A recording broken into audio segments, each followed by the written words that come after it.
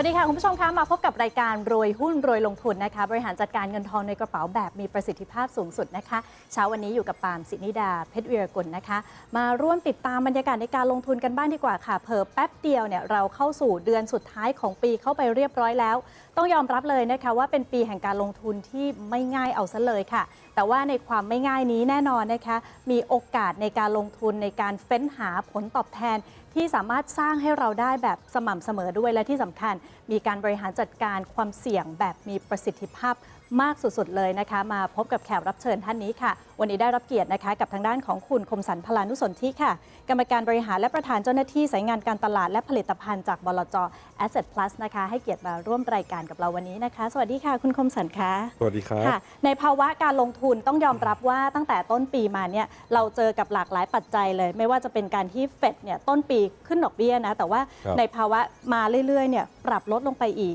มีเรื่องของ Brexit มีเรื่องสถานการณ์ที่ไม่สงบเลยในฮ่องกงนะคะมีเรื่องของข้อพิพาทสงครามทางการค้าอันนี้เป็นภาพกว้างๆเลยนะคะทั้งปีที่เรากำลังเผชิญกับมรสุมอยู่แบบนี้นะคะคุณคมสันต์มีมุมมองต่อภาวะการลงทุนยังไงที่ปาบอกว่ามันไม่ง่ายเอาซะเลยปีนี้เนี่ยถือว่าถ้ามองภาพรวมเนี่ยตลาดหุ้นปรับตัวขึ้นนะฮะแต่ว่าผู้คนส่วนใหญ่เนี่ยอาจจะไม่ได้ผลตอบแทนที่ขึ้นขนาดนั้นนะครับเพราะว่าจังหวะการเข้าลงทุนอะไรก็เป็นเรื่องที่ค่อนข้างยากนะครับแล้วก็เราจะเห็นเฮดไลน์ในเรื่องของความกังวลต่างๆทำให้เราอาจจะไม่ได้ลงทุนไปตามที่เราคาดหวังนะครับแล้วก็เพราะนั้นกลับมาที่โจทย์ที่สำคัญที่สุดคือนักลงทุนเนี่ยต้องการการลงทุนที่ให้ผลตอบแทนที่ค่อนข้างสม่ำเสมออาจจะมากหรือน้อยแต่สิ่งที่สำคัญที่สุดคือสม่ำเสมอและไม่ต้องรอไทมิ่งนะครับในการลงทุนเพราะนั่นเป็นสิ่งที่ยากที่สุดแม้กระทั่งผู้จัดการลงทุนเนี่ยยังบอกว่าเรื่องนี้เป็นเรื่องที่ยากที่สุดเพราะฉะนั้นเราเลยพยายามที่จะมองหาเฟ้นหาการลงทุนที่ตอบโจทย์ตรงนี้ว่าทำอย่างไรการลงทุนเราไม่ต้องอ้างอิงกับไทมิ่งมากแล้วก็ยังได้ผลตอบแทนในระดับที่ดีแล้วก็เวลาที่จะเผชิญความเสี่ยงเนี่ยหรือโอกาสขาดทุนเนี่ยมันไม่ได้มากมายเท่าการลงทุนในหุ้นโดยตรงมาถึงวันนี้นะคะผู้บริหารก็ทำกันบ้านมาฝากเราแล้วล่ะค่ะเฟ้นหากองทุนกันเลยดีกว่าค่ะว่าปลายปีนี้มีกองทุนที่ตอบโจทย์แบบที่คุณคมสันต์ว่ามาอย่างไรบ้างจาก Asset Plus ปัจจุบันเนี่ยเรามีการนำเสนอขายกองทุนที่ชื่อว่า ASP Legacy UI นะครับซึ่งก็เป็นกองทุนที่สำหรับนักลงทุนที่มีความเข้าใจในการลงทุนค่อนข้างสูงแล้วก็มีสินทรัพย์ในการลงทุนค่อนข้างสูงนะครับซึ่งต้องบอกว่าการลงทุนประเภทนี้เป็นการลงทุนทางเลือกนะครับเป็นการลงทุนในลักษณะที่เรียกว่าเป็น hedge fund นะครับซึ่งอาจจะเป็นเรื่องที่ค่อนข้างใหม่สำหรับนักลงทุนในประเทศไทยแต่ว่าในต่างประเทศเนี่ยนะครับไม่ว่าจะเป็นกองทุนของเลี้ยงชีพต่างประเทศกองทุนมหาวิทยาลัย endowment fund หรือว่านักลงทุนสถาบันเนี่ยให้ความสำคัญในการลงทุนประเภทนี้มาเป็นเวลานานนะครับแล้วก็มีการจัดสัดส่วนการลงทุนในกองทุนนี้ 10-20% นะครับแต่ว่า hedge fund ก็มีหลายประเภทนะครับวันนี้สิ่ง hedge fund ที่เรานำเสนอในกอง SP Legacy UI เนี่ยเราเรียกว่าเป็นquantitative hedge fund หรือกองทุน hedge fund ที่ใช้โมเดลใช้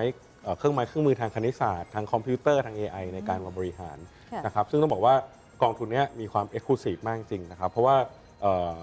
ตัวกองทุนหลักที่เราไปฟีดเงินเข้าไปเนี่ยนะครับชื่อ Renaissance Technology นะครับ Institutional Equity Fund ซึ่งถือว่าเป็นกองทุนในตำนานของโลกนะครับบริหารโดยเป็นมหาเศรษฐีที่ฉลาดที่สุดในโลกคนหนึ่งก็คือคุณจิมซีมอนนะครับคุณจิมซีมอนเนี่ยบริหารกองทุนลักษณะอย่างเงี้ยครับมา37 ปีนะครับผลการดำเนินงานในอดีตกองทุนที่เป็นตำนานของแกเนี่ยที่ชื่อว่าเมดาเลียนฟันเนี่ยนะครับซึ่งไม่ได้เปิดขายให้กับพวกเรานะผลตอบแทนในสัก30 ปีที่ผ่านมาเนี่ย 39% ต่อปีเรียกว่าชนะตำนานหลายๆคนในโลกไม่ว่าจะเป็นพีเตอร์ลินช์ไม่ว่าจะเป็นเรดาริโอไม่ว่าจะเป็นวอร์เรน บัฟเฟตต์ก็ตามนะครับถามว่าสิ่งที่มันอยู่เบื้องหลังตรงนี้มันคือเรื่องของโมเดลคณิตศาสตร์เรื่องของคอมพิวเตอร์เรื่องของ AI เรื่องของ Big Data นะครับคุณจิมซีมอนเคยพูดว่าเขาเนี่ยลงทุนหรือทำอะไรเกี่ยวกับ Big Data เนี่ยตั้งแต่สมัยที่คุณมาร์ค ซักเคอร์เบิร์กยังไม่เกิดด้วยซ้ำนะครับเพราะฉะนั้นคือเรียกว่าแกคือตำนานแกคือคนที่อยู่ในประสบการณ์ตรงนี้มานานเพราะฉะนั้นกองทุนนี้เราก็จะไปลงทุนในกองทุนตำนานนี้นะครับลักษณะของกองทุนเป็นยังไงบ้างคะครับก็กองทุนนี้เป็นกองทุนที่เรียกว่าเป็น long short equity ลงทุนเฉพาะหุ้นนะครับที่อยู่ในตลาดหลักทรัพย์สหรัฐเท่านั้นแต่สามารถที่จะทำกำไรทั้งขาขึ้นขาลงด้วยกลยุทธ์ที่เรียกว่า long short long short ง่ายๆครับคือการหาหุ้นที่จะขึ้นแล้วก็ลองแล้วก็มองหาหุ้นที่จะลงแล้วก็ช็อต นะครับแล้วเราก็สามารถทำกำไร โดยที่เราไม่สนใจภาวะตลาดด้วยซ้ำว่าตลาดหุ้นจะต้องขึ้นหรือลง เราแค่หาหุ้นให้ถูกว่าหุ้นตัวไหนจะขึ้นหรือจะลง ซึ่งสิ่งที่เบรนซองทำเนี่ยเขาใช้โมเดลคณิตศาสตร์มากกว่า 700 โมเดลในการที่จะประเมินในแต่ละวินาทีว่า โอ้ หุ้นตัวไหนจะขึ้นจะลง ค่ะ นะครับด้วยสัญญาณpredictive signal ที่เกิดจากการซื้อข้อมูล Big Data ต่างๆ เก็บรวบรวมมากว่า 30 กว่าปี ค่ะ นะครับข้อมูลอย่างที่ตัวอย่างที่ดูอาจจะดู simple มากก็คือว่าแทนที่เราจะสมมุติถ้าเราอยากจะวิเคราะห์หุ้น Walmart ว่าจะเป็นยังไงเนี่ยบางคนอาจจะรอดูว่าสิ้นเดือนแล้วยอดขายเป็นอย่างไรบริษัทมีรีพอร์ตออกมาบริษัทนี้บอกว่าไม่คือไปใช้พวกดาวเทียมเนี่ยดูไปเลยว่า Walmart สาขาในอเมริกาเนี่ยมีรถเข้ามาจอดกี่คันนะครับมีการหมุนเวียนของซึ่งมันก็สามารถที่จะพอพยากรณ์ตัวยอดขายของธุรกิจได้ ซึ่งอันเนี้ยมันคือเรียกว่าการใช้ข้อมูลระดับปฐมภูมินะครับแล้วก็ต้องบอกว่าทีมงานของ Ray Song Technology เนี่ยถือว่าเป็นทีมงานผมเรียกว่าเป็นมนุษย์ที่ฉลาดที่สุดในโลกกลุ่มหนึ่งประมาณ 300 คนนะครับเป็นคนที่จบทางด้านปริญญาเอกประมาณสัก150 คนจากมหาวิทยาลัยชั้นนำของโลกนะครับในแต่ละคลาสเนี่ยก็มีแต่คนใฝ่ฝันอยากเข้าไปทำงานที่นี่นะครับเพราะฉะนั้นเมื่อกี้ที่บอกว่าหาหุ้นให้ถูกนะครับอีกอย่างหนึ่งที่เขา invest ไปเยอะหรือลงทุนไปเยอะก็คือทำให้เร็ว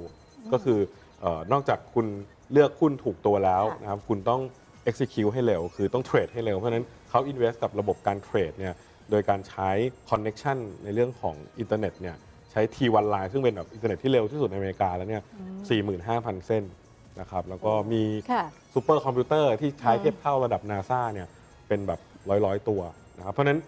ลองจินตนาการว่าอะไรก็ตามที่สามารถทำได้ถูกและทำได้เร็วขนาดนี้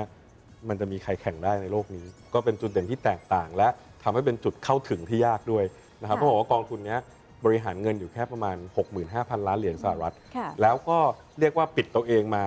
เกิน 10 กว่าปี คือเรียกว่าผลตอบแทนเขาดีมากในอดีตที่ผ่านมาทำให้ผู้คนนักลงทุนทั่วโลกเนี่ยใฝ่ฝันที่จะได้ครอบครองกองทุนนี้นะครับแต่ว่าเขาเองเนี่ยมีปรัชญาการลงทุนที่ชัดเจนว่าถ้าเขาบริหารเงินมากเกินไปผลตอบแทนเขาจะลดลงเพราะฉะนั้นเขาจะต้องรักษาผลประโยชน์ของผู้ถือหน่วยลงทุนนะครับซึ่งครึ่งหนึ่งก็คือพนักงานในบริษัทนั่นเองนะครับเพราะฉะนั้นมันเลยเป็นที่มาว่าณวันนี้มันมีกำลังตัว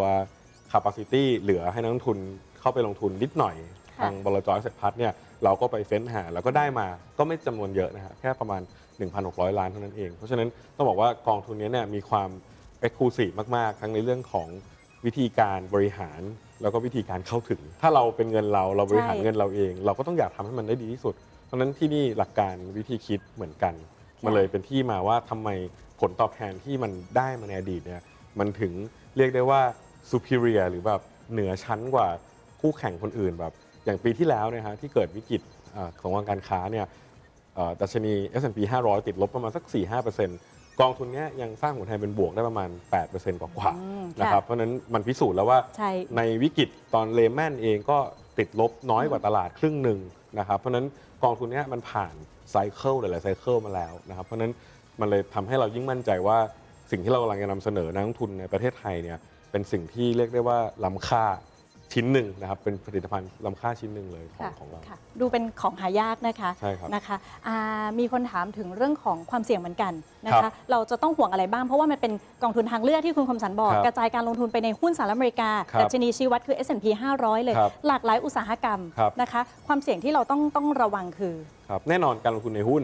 นะครับสิ่งสำคัญหลักก็คือความเสี่ยงเรื่องของราคาตลาดนะครับแต่ว่าอย่างที่เรียนเบื้องต้นว่ากองทุนนี้เนี่ยไม่ได้เป็นเหมือน long only fund คือไม่ได้เป็นกองที่ซื้อหุ้นแล้วก็ buy and hold นะครับกองทุนนี้มีการเลือกทำกำไรนะครับได้ทั้ง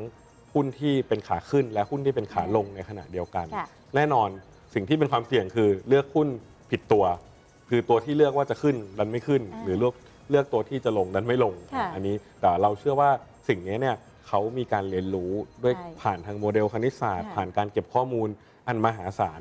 นะครับแล้วก็อีกสิ่งสำคัญหนึ่งก็คือเรื่องของกองทุนนี้มีการเทรดเรียกว่าเกือบตลอดเวลานะครับซึ่งเราคงจะคุ้นหูพวกกองทุนที่เป็น frequency trading นะเพราะฉะนั้นการเทรดตลอดเวลาเนี่ยทำให้เขาสามารถที่จะสร้างพวก stop loss หรือว่าเวลาที่เกิด มันผิดทางเนี่ยเขาสามารถที่จะป้องกันความเสี่ยงได้ทันท่วงที ค่ะ นะครับเพราะฉะนั้นจะบอกว่าความเสี่ยงก็คือมีเหมือนหุ้นอาจจะมีเหมือนหุ้นบ้างนั่นแหละแต่ว่าแน่นอนมันในอดีตที่ผ่านมามันไม่เสี่ยงเท่าหุ้น เพราะว่ามันมีเครื่องไม้เครื่องมือที่จะปกป้องเวลาที่เห็นสัญญาณแล้วว่าตลาดหุ้นไม่ดี มันจะแอคชั่นได้เร็วกว่ากอง เร็ว ทุนอื่น ทันท่วงทีด้วย ใช่ครับ และที่สำคัญเราไม่ได้เข้าถึงข้อมูลชนิดว่าแบบทุก 3 สัปดาห์ทุกเดือนข้อมูลตัวเลขเศรษฐกิจออกมาไม่ใช่คุณคมสันบอกว่าเราดีเทคข้อมูลเป็นแบบรายวินาทีเลย ครับ เร็วกว่าคนอื่นแน่นอน ใช่ เพราะว่า ครับ เรามีเหมือนกับเป็นซัตเทอร์ไลท์เป็นดาวเทียม ใช่ มองลงมา ครับ เห็นเลย ใช่ค ณ รับ วันนั้น ใช่ครับ นะคะนี่คือเรื่องราวการลงทุนนะคะคุณผู้ชมที่เรานำมาฝากกัน มีผู้เชี่ยวชาญทางด้านของการลงทุนนะคะจากบลจ Asset Plus นะคะพร้อมให้คำตอบคุณผู้ชมตลอดเวลาหากคุณผู้ชมมีข้อสงสัยเพิ่มเติมนะคะติดตามที่หมายเลขขึ้นให้ด้านล่างนะคะ 026721000 นะคะหรือ 026721111 นะคะวันนี้ต้องขอบพระคุณมากเลยค่ะคุณคมสัน ขอบ ค่ะ คุณครับ นี่คือเรื่องราวการลงทุนจากรวยหุ้นรวยลงทุนที่นำมาฝากกันนะคะช่วงนี้พักกันก่อนครู่เดียวค่ะ